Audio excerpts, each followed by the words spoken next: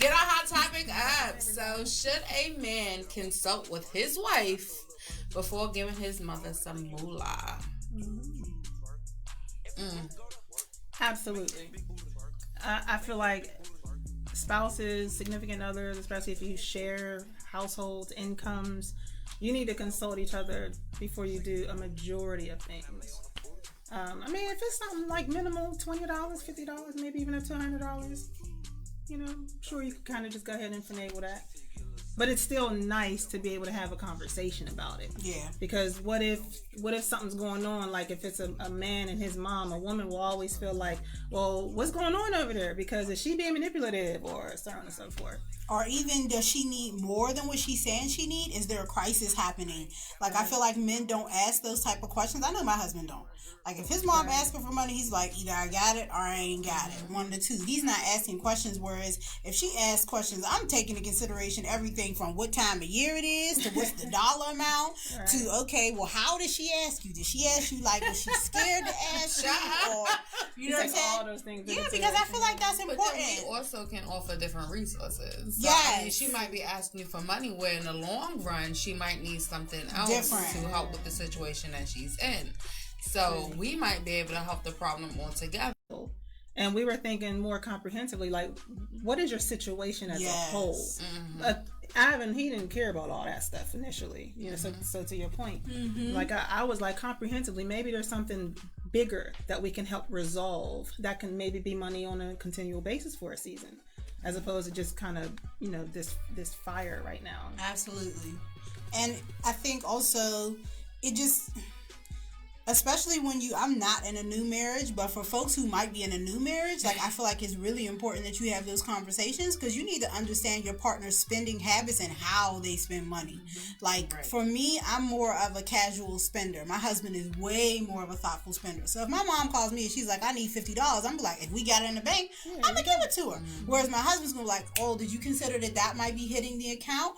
Or did you consider that this may be happening over here, that so-and-so is going to need this, so maybe we can give her 40 instead of 50. So I feel like those are just conversations that you need to have. And the longer you're married, I feel like you'll need to have them less if you have them more up front. Like, if you're making sure that the financial decisions in your household are contemplated versus just one-off.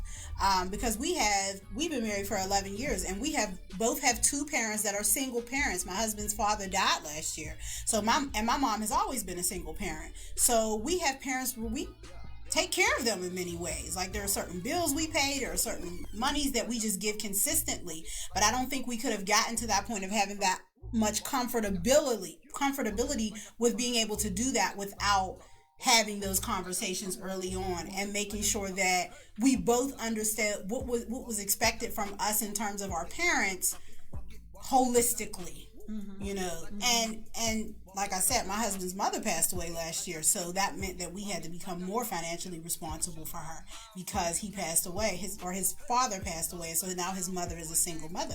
And so I think you got to have those conversations, and the more you have those conversations, the more you can take for granted when a family member comes in, and trust your partner to make a good decision. But it first has to come from a place of wholeness. But I also want to put into perspective, there were a couple of people on this post, and they were like, well, which account is it coming from? So, how many marriages is there? His account, your account, our account? Is the money coming from the household's account? If it's coming from his personal piggy bank, then, bruh, do what you do. Right. My family ain't missing out, Right. But, is it a common practice for there to be multiple accounts to a marriage? Interesting. For me, I've noticed that most people don't seem to operate the way we operate, which is everything is coming from one account. With the moment we got married, everything merged. And we would have, like, he could have like his own credit card for his own stuff. I would have my own credit card for my own stuff.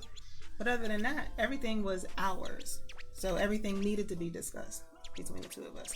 But a lot of people don't operate I would say, and you can back me up on this if you feel like it's true, because me and Mikkel did the same thing from the moment before we got married, because I was in them pockets. So before we even got married, I was like, oh, we need to merge this money.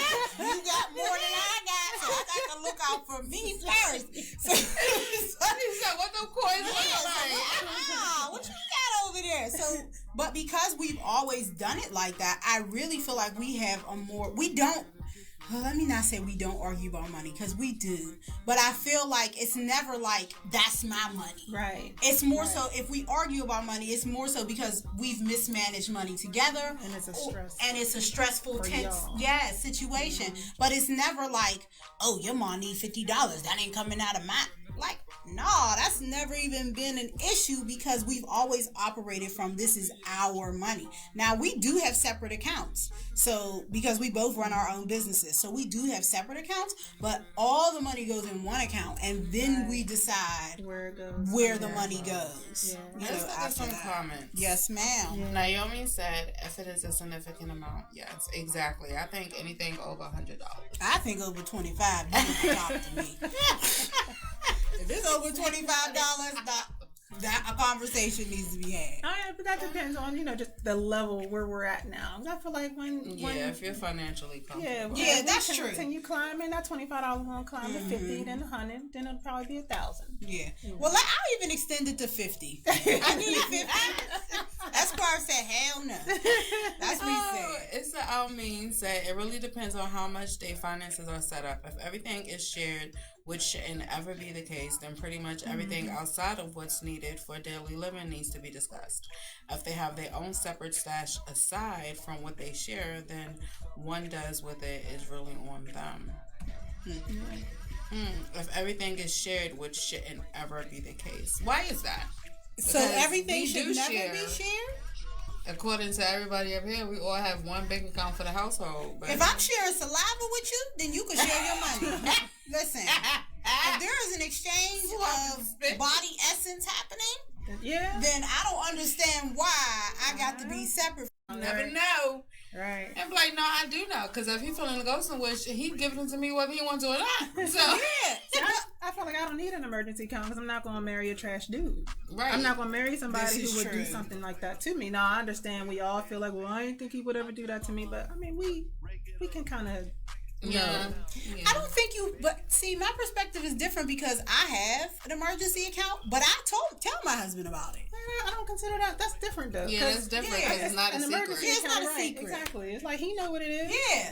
And he's cool with it, isn't he? Yeah, he's very cool with it. I used to get it drafted. It's coming out. That's an emergency. And truthfully, typically what would end up happening was I would put that money to the side for emergency, but it would always get spent on the family. It always gets spent on the So I'd be like, oh, so-and-so needs sneakers, and we ain't know his foot was going to grow a size. So we're going to go into the emergency account and get it out. So I don't think there's anything wrong with a woman keeping a stash of money. I think a man should do the same thing because a lot of times we're just...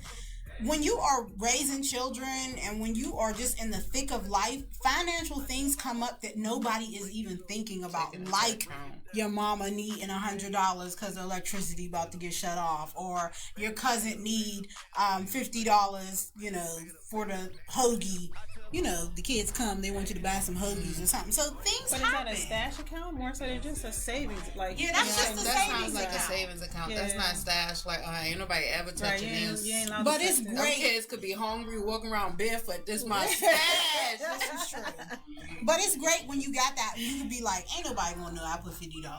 Right. You know what I'm saying? I think that's a good thing that you have that, but there's no need to hide it. Right. Like if you gotta hide your money from your man or your woman, then you need to second guess the relationship. For real. You gotta hide anything in your relationship. Yeah. There's no need. Exactly.